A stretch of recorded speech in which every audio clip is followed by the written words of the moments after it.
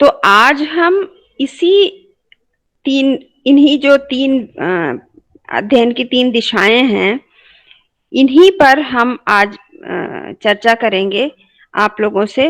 और आप लोग ये जानेंगे कि भाषा विज्ञान के अध्ययन की ये जो तीन दिशाएं हैं, ये किस प्रकार काम करती हैं, अर्थात इनके अंतर्गत अध्ययन भाषा विज्ञान का किस प्रकार किया जाता है।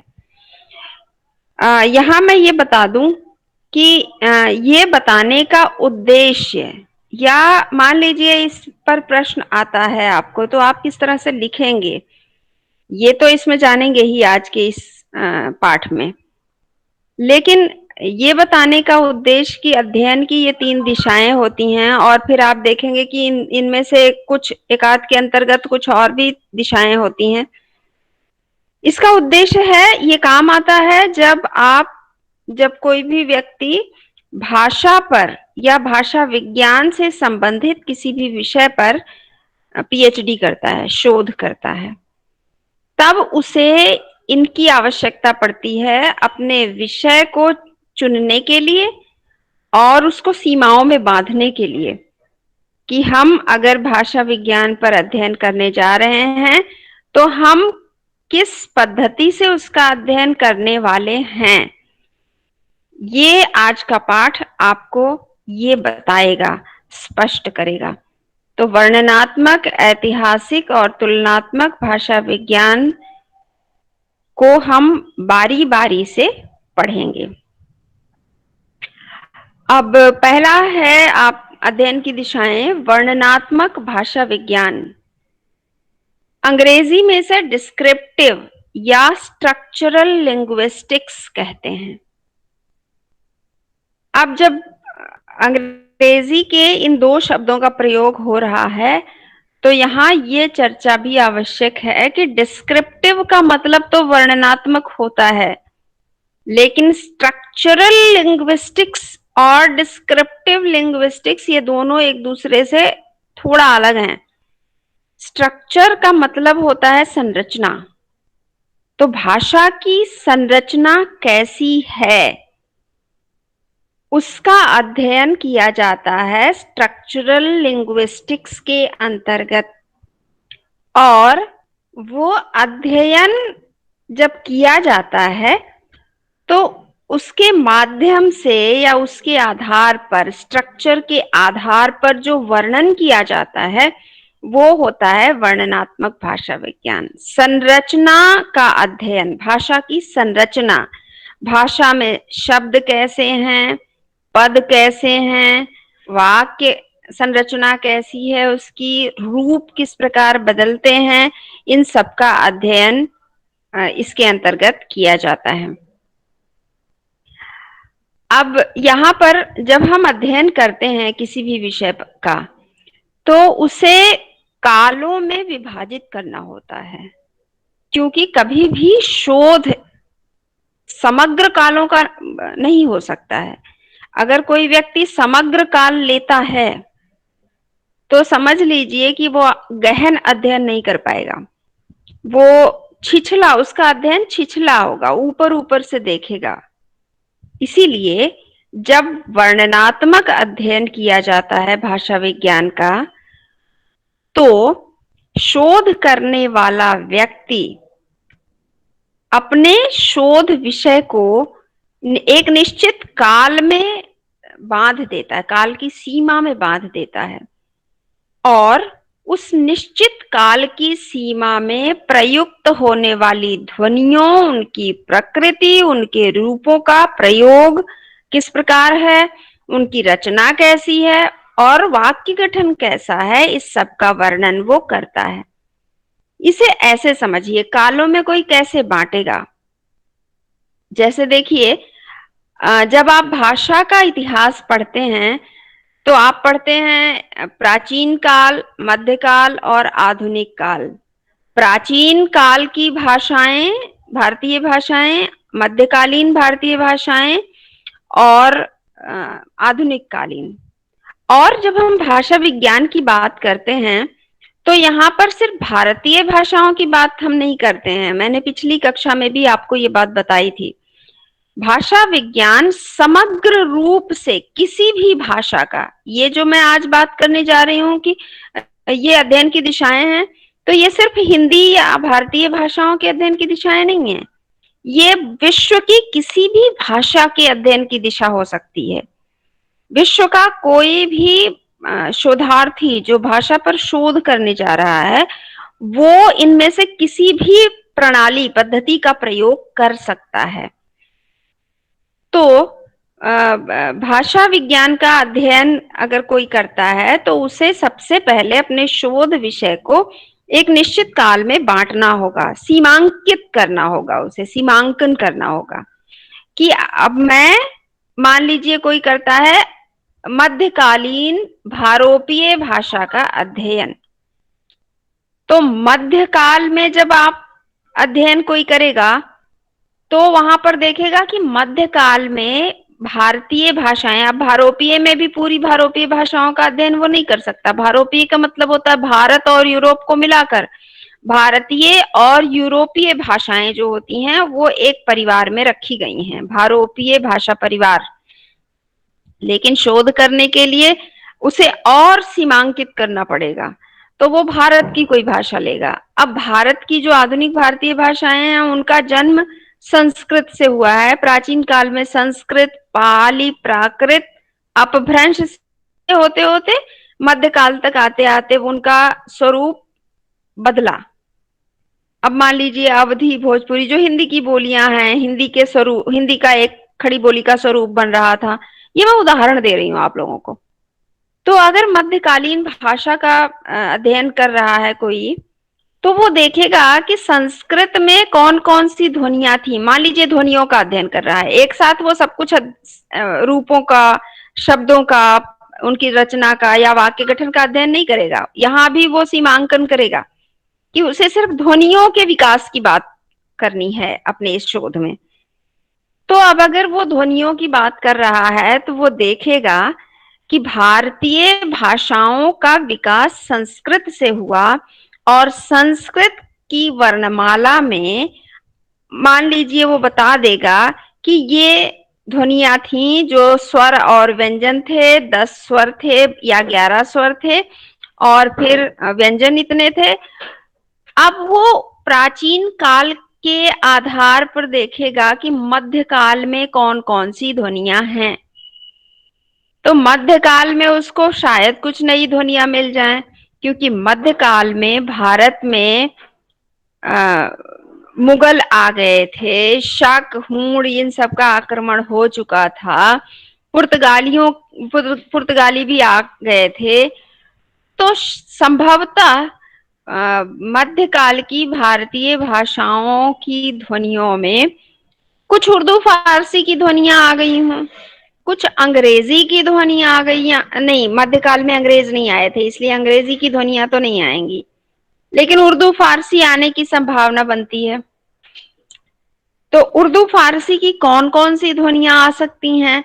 तो जैसे है ख, ख, ग, ज, फ, जिसमें नुक्ता होता है, इस तरह की ध्वनियां हो सकता है आ गई हूं। तो अगर कोई कर रहा है वर्णन तो वो ये बताएगा कि मध्यकालीन भारतीय भाषाओं पर उर्दू फारसी का प्रभाव देखा जा सकता है, और उनमें ये ध्वनियां उर्दू फारसी से आई हुई मिलती हैं।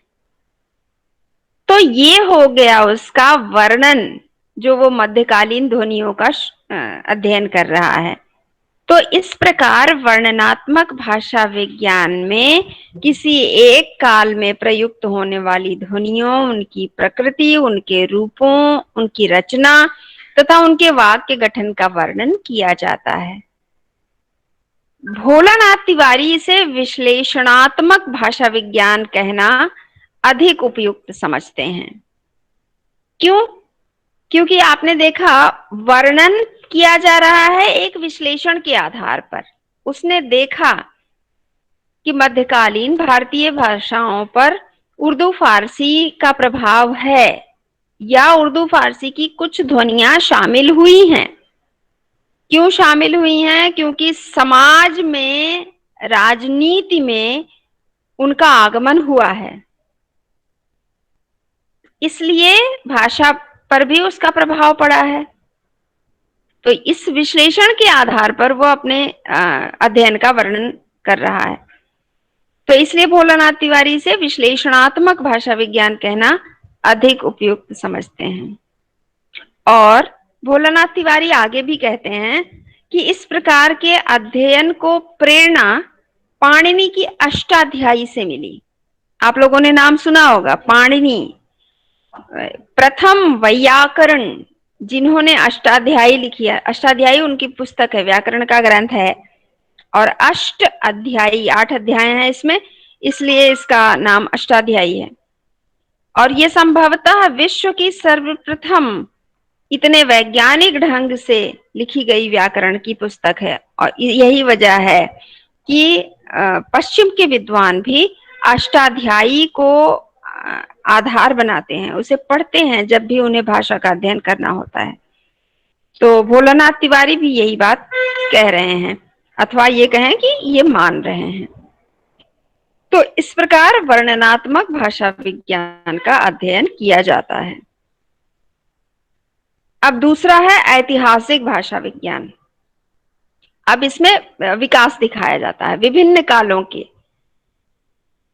जब कोई कहता है कि वो वर्णनात्मक, अभी जैसे मैंने बात की कि वो वर्णनात्मक, माफ कीजिएगा, वर्णनात्मक भाषा विज्ञान का अध्ययन इस रूप में कर रहा है, तो वास्तव में ये संभव ही नहीं है कि कोई सिर्फ एक काल का अध्ययन करे या कोई एक पद्धति अपनाए। उसे उस पद्धति के बारे में सोचने के लिए भी इतिहास में झांकना पड़ता है। उसे दूसरे कालों की ध्वनियों को देखना पड़ेगा, जैसा भी हमने उदाहरण लिया था। और जब वह दूसरे काल को देखते हुए, उसकी बात करते हुए अपने शोध की बात कर रहा है, जिस काल का शोध वह करने जा रहा है, तो वो अपने आप ही तुलनात्मक हो गया। और कभी कभी होता है अपने शोध के आधार पर शोधार्थी कुछ संभावनाएं व्यक्त करता है, कुछ भविष्यवाणियां करता है कि आगे चलकर इसमें इस प्रकार के परिवर्तन आ सकते हैं।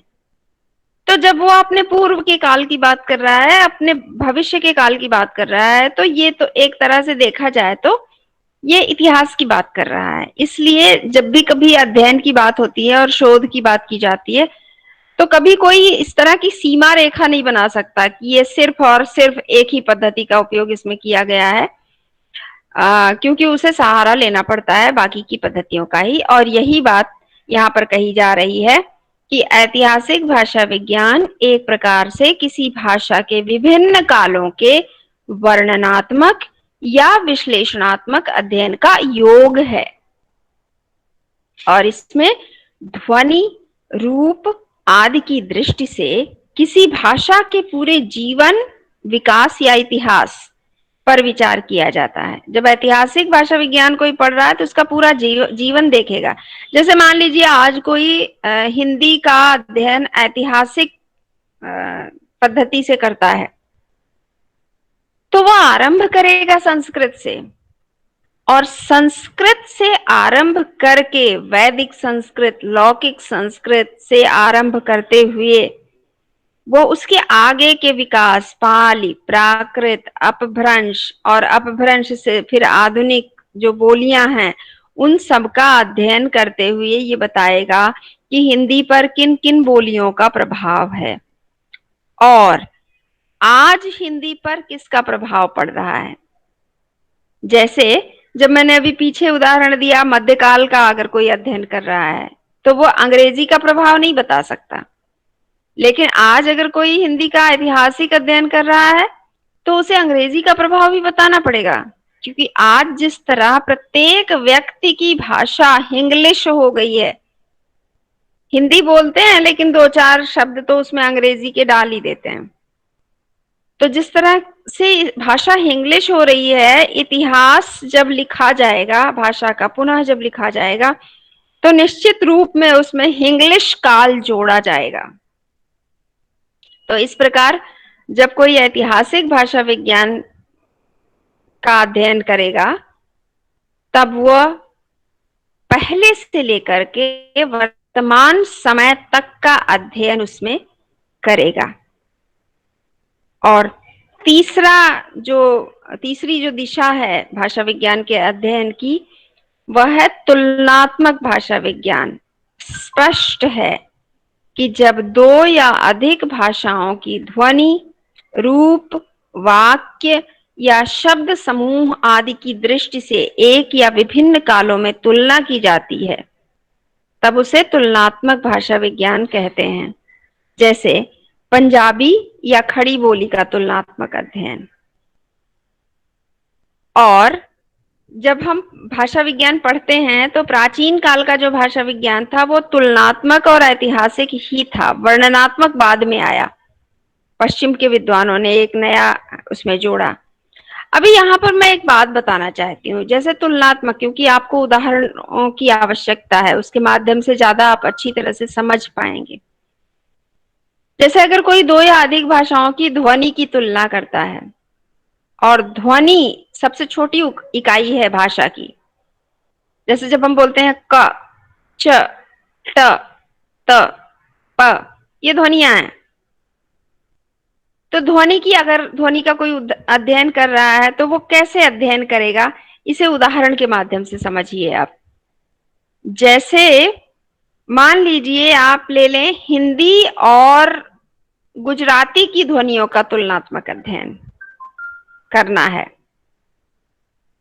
तो सबसे पहले यानी कि आपको दोनों की वर्णमाला जो है उसे सामने रखकर तुलना करनी होगी। जैसे आपने देखा होगा हिंदी में एक शब्द है ज्ञान, गुजराती में भी है शब्द ज्ञान, लेकिन हम हिंदी में उसका उच्चारण करते हैं ज्ञान और गुजराती में उच्चारण होता है ज्ञान। ये अंतर कैसे आया? तुलनात्मक भाषा विज्ञान इसका अध्ययन करेगा कि जब दोनों ही भाषाएं, गुजराती भी और हिंदी भी, संस्कृत से जन्मी हैं, संस्कृत से विकसित हुई हैं, तो उनकी ध्वनियों में ये अंतर कैसे आ गया?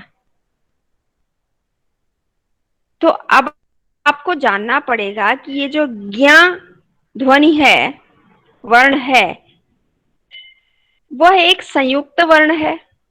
और संयुक्त वर्ण जो है वो किन किन वर्णों के संयोग से बना है, इसे जानना होगा। आप लोगों को यहीं पे मैं बताना चाहूंगी कि मेरा जो व्याकरण की पाठशाला नाम का एक चैनल है, उसमें आप देखिएगा वर्ण विचार पर दो पाठ हैं, दो वीडियोस हैं, वर्ण विचार और वर्ण विचार भाग 2।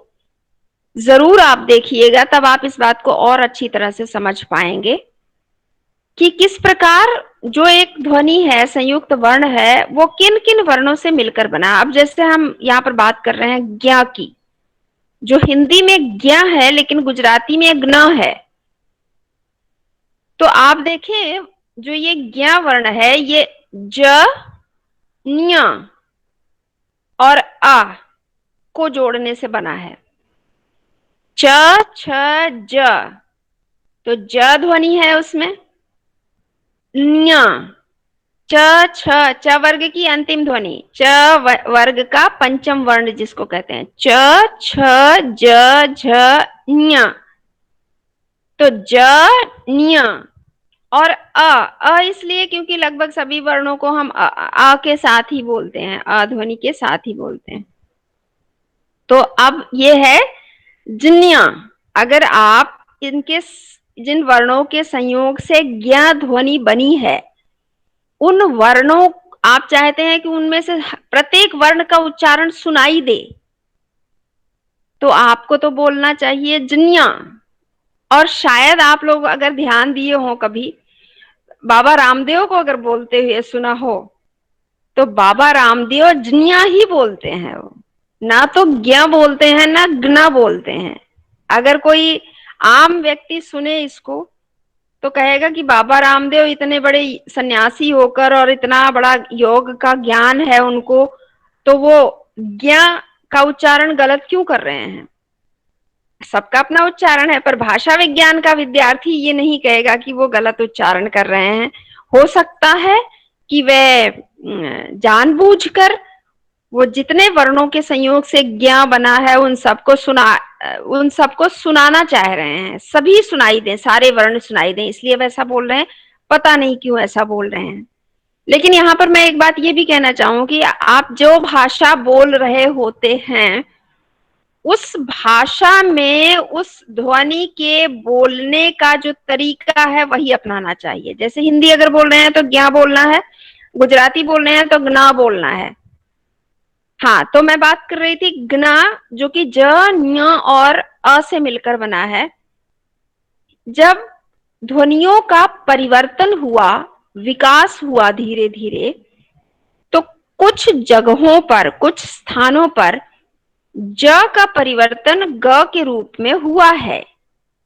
जैसे, और ये मूल रूप से जो बोलियां हैं हमारी, जैसे अवधी है, भोजपुरी है, ब्रज है, इनमें देखा जाता है।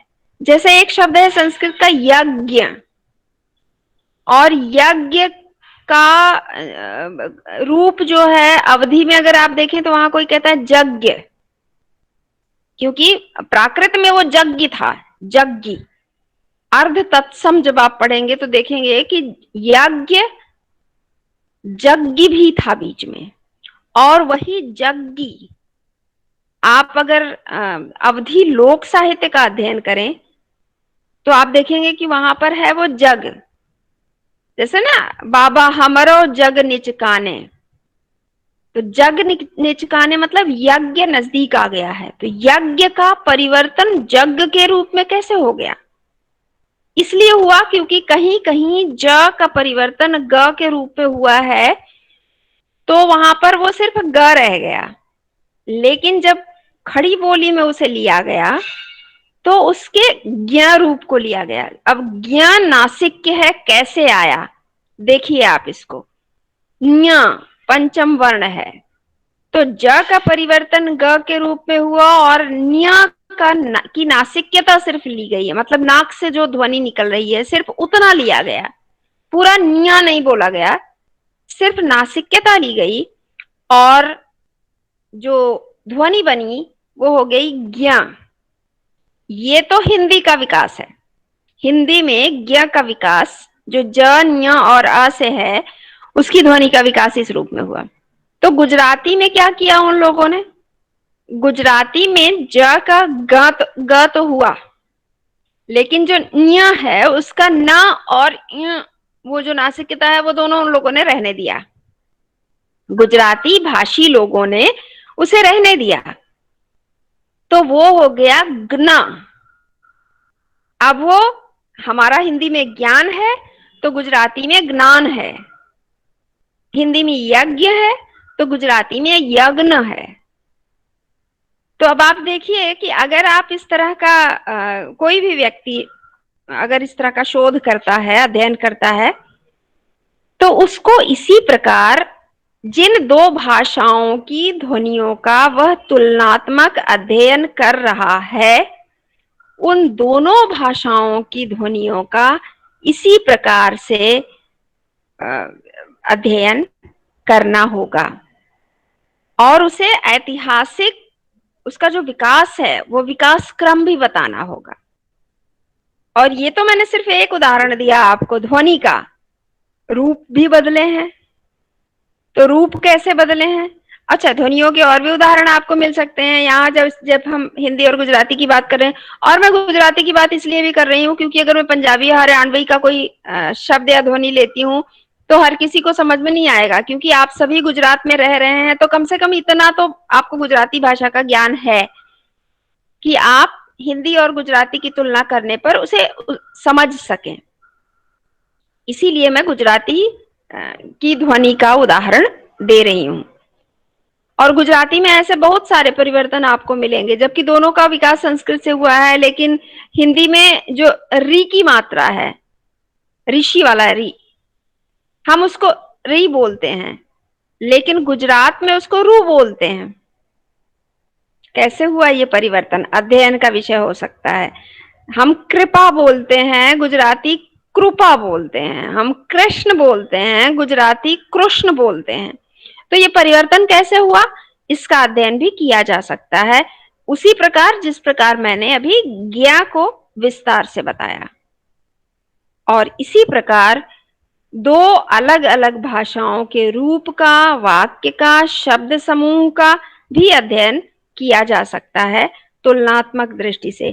और वो तुलना कैसे की जाएगी, विभिन्न कालों में भी तुलना हो सकती है, और उसकी संरचनात्मक उसकी संरचनात्मक जो अंतर है उसमें, उसकी भी तुलना हो सकती है। तो तुलनात्मक भाषा विज्ञान इस प्रकार से इसमें अध्ययन किया जाता है। अब एक नया रूप भी आया। हमने पुस्तक में, तो आप लोगों ने भी शायद भाषा विज्ञान भोलानाथ तिवारी की पुस्तक अगर देखी होगी तो उसमें देखा होगा कि 3 दिशाएं ही बताते हैं, वर्णनात्मक, ऐतिहासिक और तुलनात्मक। लेकिन समय के साथ भाषा के अध्ययन का एक प्रायोगिक रूप भी विकसित हुआ, जिसे प्रायोगिक भाषा विज्ञान, अप्लाइड लिंग्विस्टिक्स इंग्लिश में कहते हैं, और इसे व्यावहारिक भाषा विज्ञान भी कहा जाता है। तो एक तीसरा रूप भी विकसित हुआ है, और इसका प्रयोग अधिकतर शिक्षण में किया जा रहा है। जैसे अगर कोई ध्वनि है, उसका विकास दिखाया गया, उसे कैसे सिखाना है, कैसे बोलना है, तो प्रायोगिक स्तर पर उसका अध्ययन किया जाएगा। व्यावहारिक रूप से उसे बोलकर बताया जाएगा। जैसे अब आप देखें, अगर आप पुस्तक पढ़ते हैं कोई भी भाषा विज्ञान की, तो आप उसमें जो लिखा हुआ है उसे पढ़ तो लेंगे, पर संभवतः आपके मन में कुछ संदेह रह जाए। जो ध्वनि चिन्ह दिए गए हैं, अगर आप उन सभी ध्वनि चिन्हों को अच्छी तरह से नहीं समझते हैं, तो आपके लिए ये जानना संभवतः मुश्किल हो जाएगा, या कहीं गलती भी हो सकती है कि एक विशेष ध्वनि चिन्ह का उच्चारण कैसे किया जाएगा। लेकिन प्रायोगिक रूप से उसे जब बोलकर बताया जाता है, तब वो और अच्छी तरह से समझ में आ जाएगा और स्पष्ट हो जाएगा। अब जैसे यहां आप देखिए, मैं बोल बोल कर एक एक ध्वनि बता रही हूं, तो आप उसे लिखा हुआ भी देख पा रहे हैं, और मैं जो बोल रही हूं उसे आप सुन भी पा रहे हैं, और इस माध्यम से आप दोनों तरीके से आप दोनों को शामिल करके बहुत अच्छी तरह से शायद समझ पा रहे हैं। तो ये जो है, ये उसके 3 तरीके हुए, 3 अध्ययन की 3 दिशाएं हुई, और ये वही सारी चीजें इस चार्ट में दिखाया गया है। सिर्फ समझने के लिए ही है ये, कि भाषा विज्ञान के की जो अध्ययन की दिशाएं हैं वो 4 हैं। मैंने प्रायोगिक को भी साथ में ले लिया है, वर्णनात्मक, विश्लेषणात्मक, तुलनात्मक और प्रायोगिक। और तुलनात्मक अध्ययन जब किया जाता है, तब उसके 3 तरीके होते हैं। तुलनात्मक भी वर्णनात्मक ढंग से भी हो सकता है, विश्लेषणात्मक ढंग से भी हो सकता है, और ऐतिहासिक ढंग से भी हो सकता है। तो इस प्रकार भाषा विज्ञान का अध्ययन किया जा सकता है। यहां पर एक और चीज की मैं चर्चा करना चाह रही थी। जैसे अभी हम यहां बात कर रहे थे ध्वनि चिन्हों की, प्रायोगिक भाषा विज्ञान व्यवहार करके बताता है। अब जैसे अंग्रेजी में नहीं, मैं कहूंगी रोमन में, क्योंकि हिंदी जो है वो देवनागरी लिपि में लिखी जाती है, और अंग्रेजी रोमन लिपि में लिखी जाती है। मैंने पहले भी बताया था, लिपि का विकास बाद में हुआ।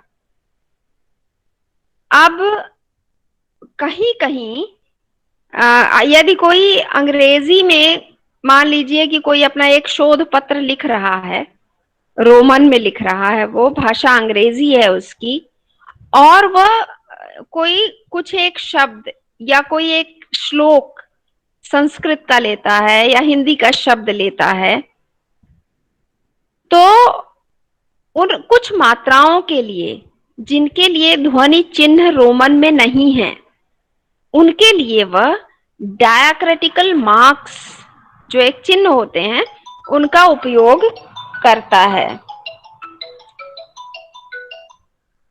तो वो डायक्रिटिकल मार्क्स तो हमें हमारे स्कूलों में नहीं पढ़ाए जाते हैं, आप लोगों ने नहीं पढ़ा है उसको। जिसे आवश्यकता होती है, जो भाषा का अध्ययन आगे चलकर करना चाहता है, उसे एकदम नए सिरे से सीखना होता है ये सब।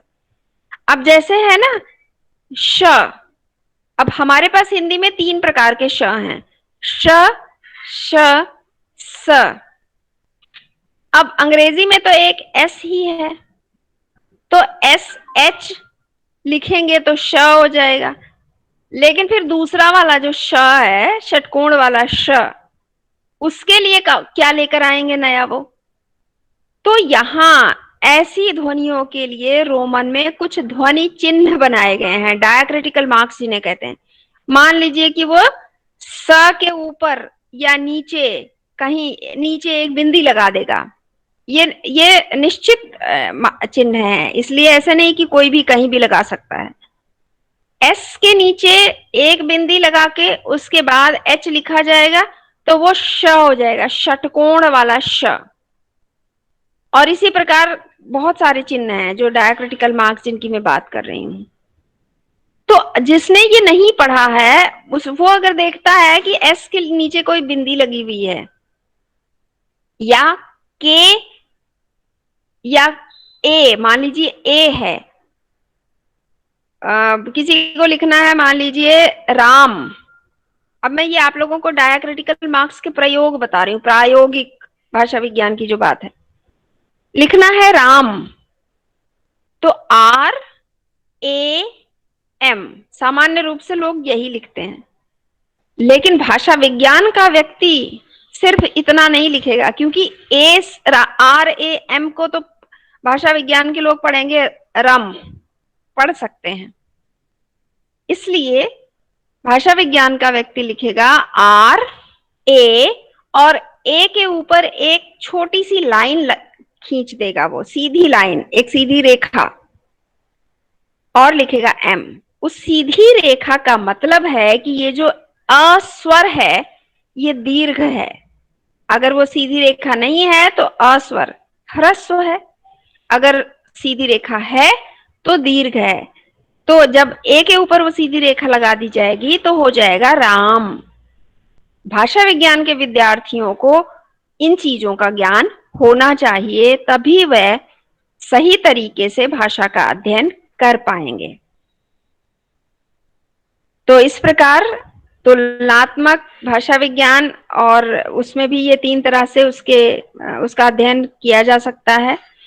और प्रायोगिक भाषा विज्ञान, जो कि व्यवहारिक धरातल पर उसका व्यवहारिक रूप बताया जाता है।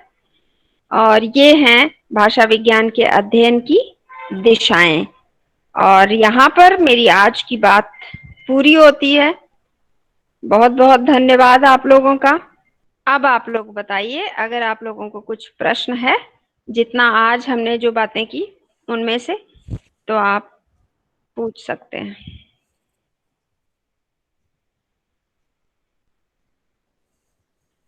किसी को कोई प्रश्न है? हाँ मैम।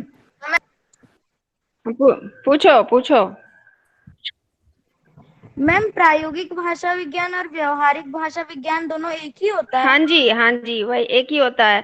प्रैक्टिकल लिंग्विस्टिक्स कहते हैं उसको, या एक्सपेरिमेंटल लिंग्विस्टिक्स भी कहते हैं। प्रयोग करके जो बताया जाता है, जैसे अभी मैंने कहा ना, बोल कर बताना। और ऐसे अध्ययनों के लिए भाषा प्रयोगशालाओं की आवश्यकता होती है। जैसे इसीलिए मैंने कहा आप लोग वो वीडियो जरूर देखिएगा, क्योंकि उसमें मैंने वर्ण विचार भाग 2 में, संभवतः 1 में या 2 में, देख लीजिएगा आप लोग। उसमें मैंने स्पेक्ट्रम का इस्तेमाल करते हुए यही चीज जो मैं अभी राम जैसे बता रहे थे ना, ह्रस्व या दीर्घ स्वर, तो कैसे समय लंबा होता है, ये प्रायोगिक स्तर पर उसमें बताया हुआ है मैंने, तकनीक का प्रयोग करके। तो आप उसे देखेंगे तो और स्पष्ट हो जाएगा। तो एक्सपेरिमेंटल लिंग्विस्टिक्स या प्रैक्टिकल लिंग्विस्टिक्स, जिसे हिंदी में प्रायोगिक या व्यावहारिक भाषा विज्ञान कहते हैं, ये सब एक ही है। और कोई प्रश्न?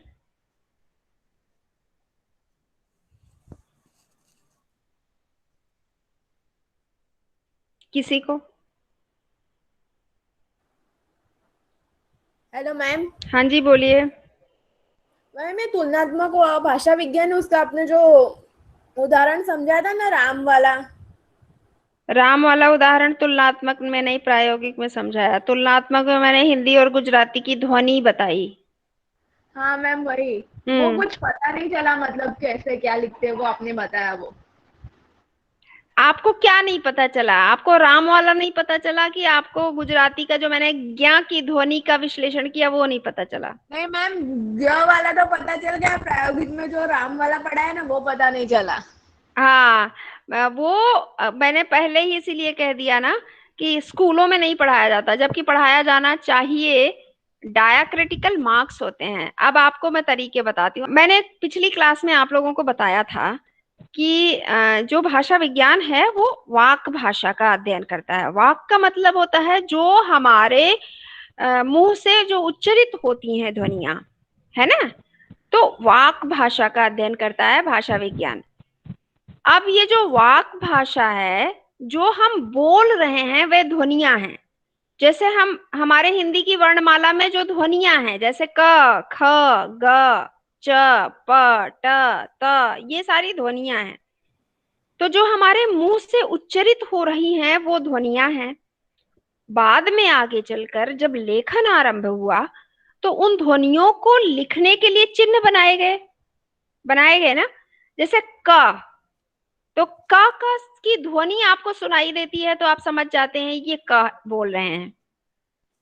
लेकिन अगर कहीं लिखा हुआ है ऐसे एक पाई, इधर एक गोल, इधर ऐसे लटका दिया गया है, तो वो क हो गया। तो जो वो लेखन है, जो वो लिखित रूप है उसका, वो ध्वनि चिन्ह है। जो उच्चरित रूप है वो ध्वनि है, जो लिखित रूप है वो ध्वनि चिन्ह है। सबको एक चिन्ह दिया गया। और पिछली क्लास में मैंने एक शब्द का इस्तेमाल किया था, यादृच्छिक, है ना। आर्बिट्रेरी। भाषा क्या है? भाषा यादृच्छिक ध्वनि प्रतीकों की व्यवस्था है। अब यादृच्छिक का क्या मतलब होता है, ये भी पिछली क्लास में बहुत विस्तार से बताया था मैंने आप लोगों को। आप पिछला वाला वीडियो देख सकते हैं, रिकॉर्डिंग जो मैंने भेजी थी, वापस देख लीजिएगा उसको, ठीक है। तो जैसे भाषा जो है वो यादृच्छिक ध्वनि प्रतीकों की व्यवस्था है। ध्वनि प्रतीक, अब वो प्रतीक ही, प्रतीक मौखिक भी हो सकते हैं, क, च, ट, त, प, या उसके लिखित रूप जो है वो उसका लिखित चिन्ह है। तो इसी को, जो उसका लिखित रूप है, उसे भाषा विज्ञान में ध्वनि चिन्ह कहते हैं। अभी जब भी मैं इस्तेमाल करूंगी तो भाषा विज्ञान की शब्दावली का इस्तेमाल करूंगी ना, तो उसे ध्वनि चिन्ह कहते हैं। आप सभी अपना वीडियो ऑन कर लेंगे तो, क्योंकि ये रिकॉर्डिंग हो रहा है, तो आपको भी बाद में देखकर अच्छा लगेगा, आपकी फोटो दिखेगी उसमें। समझ गए? तो अब आपको समझ में आ गया कि ध्वनि और ध्वनि चिन्ह में क्या अंतर है, ठीक है। तो मैं बात कर रही थी कि हिंदी के पास जितनी ध्वनियां हैं उतनी अंग्रेजी के पास नहीं है। अंग्रेजी में काम चलाया जाता है। कुछ हिंदी की कुछ ध्वनियों के लिए अंग्रेजी के कुछ एक ध्वनियों को मिलाकर काम चलाया जाता है ना। अब जैसे हमारे पास ह्रस्व स्वर है और दीर्घ स्वर है। अब अगर किसी को हिंदी के शब्दों को, ध्वनियों को अंग्रेजी यानी कि रोमन में लिखना होता है, तो ह्रस्व के लिए वो उनके एक स्वर का प्रयोग करता है और दीर्घ के लिए उसी को दो बार लिखता है। कभी देखा है ना, double A, double E, double, है ना, डबल लिखा जाता है। वो क्यों लिखा जाता है? क्योंकि उसे दीर्घ बताने के लिए लिखा जाता है, दीर्घ स्वर दिखाने के लिए लिखा जाता है। अब हर जगह ये दीर्घ दीर्घ अगर लिखा जाएगा तो लेखन में भी अच्छा नहीं लगेगा। आप जरा देखिए, लिखना है नीलम, और वहां अक्सर आप लोगों ने लिखते हुए देखा होगा, जो नीलम नाम की लड़की कोई है अभी आपकी क्लास में, वो अपना नाम लिखती है NEELAM, है ना। तो NEE लिखती है, और हम भारत के लोग जो भाषा विज्ञान का अध्ययन नहीं जब तक करते हैं तब तक समझ लेते हैं, चलो भैया EE लिख लिया तो ये नीलम है। लेकिन भाषा विज्ञान का विद्यार्थी या भाषा विज्ञान का अध्ययन करने वाला उसे गलत मानेगा, ये तरीका सही नहीं है। अगर हिंदी का नीलम शब्द अंग्रेजी में लिखा जा रहा है तो वहां पर ना पर जो दीर्घ ई की मात्रा है उसके लिए वो लिखेगा NI, और आई के ऊपर आप मेरा हाथ देखिए, जैसे हम लोग किसी वर्ण में हिंदी के हलंत नीचे लगाते हैं ना, हलंत, हलंत ऐसे होता है, ऐसे, वैसे ही आई के ऊपर ऐसी एक ऐसी टेढ़ी लाइन होगी, ऐसी आई के ऊपर, और वो उसको कहते हैं डायाक्रिटिकल मार्क्स। और वो डायाक्रिटिकल मार्क जो है वो, जो जिन्होंने उसे पढ़ा है उसका अध्ययन किया है वो नहीं समझ में आएगा कि ये क्या है। तो वो जब ये लगा दिया जाएगा, ये एक छोटी सी लाइन ऊपर, तो उसका मतलब हो गया कि ये जो आई है ना वो दीर्घ है, स्वर है। तब अंग्रेजी में जो पढ़ेगा उसको जानने वाला, वो उसे नीलम पढ़ेगा। वरना मैंने यहाँ गुजरात में अक्सर देखा है लोग अपने नाम की वर्तनी भी गलत लिखते हैं। जैसे नीलम को वो NILAM, कई बार मैंने देखा है ऐसे भी लोग लिख देते हैं। तो भाषा का जानकार तो उसे नीलम पढ़ेगा, नीलम नहीं पढ़ेगा, क्योंकि वो ह्रस्व है। वो दीर्घ तब होगा जब उस पे डायाक्रिटिकल मार्क लगेगा अथवा EE लिखा जाएगा। II लिखना तो वैसे अभी प्रचलन में नहीं है, तो EE लिखा होगा तब नीलम दीर्घ स्वर होगा, या फिर डायक्रिटिकल मार्क होगा। वही चीज मैं राम के संबंध में आपको समझा रही थी, प्रायोगिक भाषा विज्ञान के लिए उदाहरण दिया था जो मैंने। जैसे लिखना है राम, अब ये डायक्रिटिकल मार्क भी अलग से पढ़ना पड़ेगा कि कौन सा चिन्ह क्या बताता है और किसके ऊपर कौन सा चिन्ह लगता है, ये पढ़ना पड़ता है। ठीक है, तो राम लिखना है। अब आपने देखा थोड़ी देर पहले अभी जो मैंने उदाहरण लिया नीलम, तो लम के लिए LAM लिखा। अब जब L के साथ भी A लगा है और हमने उसे ल ही पढ़ा, ला नहीं पढ़ा ना, हमने ला पढ़ा, तो RAM लिखा है तो वहां भी हम रम पढ़ सकते हैं। वो तो हम भारत के लोग जानते हैं कि ये राम है तो हम राम पढ़ते हैं, है ना।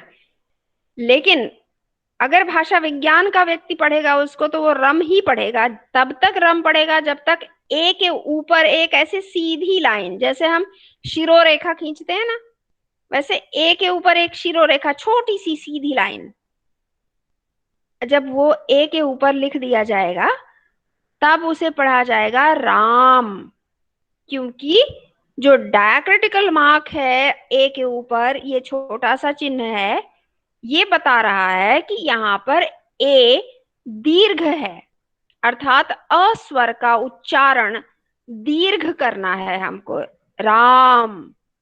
ठीक है, अब गलतियां कहाँ हुई, जैसे जो अभी थोड़ी देर पहले हम बात कर रहे थे ना, तुलनात्मक भाषा विज्ञान का ऐतिहासिक अध्ययन अगर कोई कर रहा है, देखिए एक मैं आपको जोड़ के बता रही हूँ, तुलनात्मक भाषा विज्ञान का ऐतिहासिक अध्ययन अगर कोई कर रहा है तो वो देखेगा कि ये जो हमारा राम है इसे अंग्रेजों ने लिखा RAMA, है ना।